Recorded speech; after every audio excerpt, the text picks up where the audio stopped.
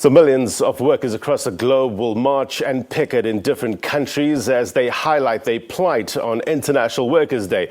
Here in South Africa, this day comes on the eve of elections, and many political parties will use the day to unpack their manifestos.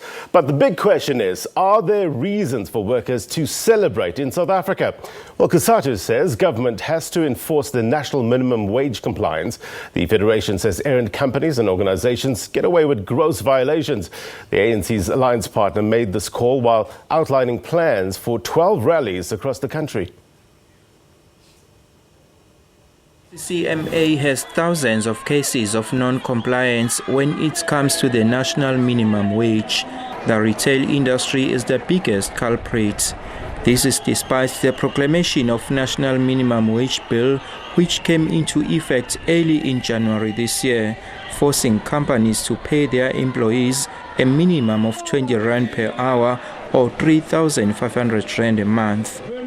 Farm workers and domestic workers sectors are exempted from paying the same rate, but some companies are still not complying. If you fail to name and shame as a start, these infringements will continue to happen.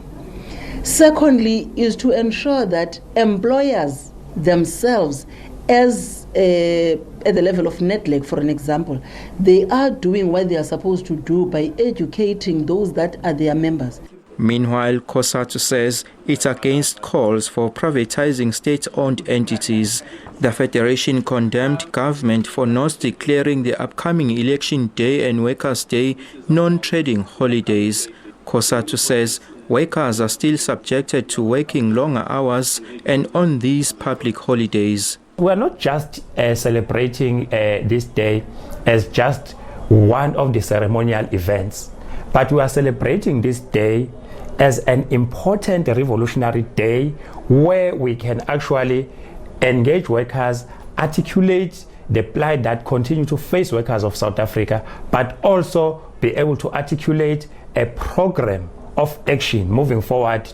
Cosatu's main May Day rally will be held in Claremont, west of Durban. Vusi Khumalo, SABC News, Durban.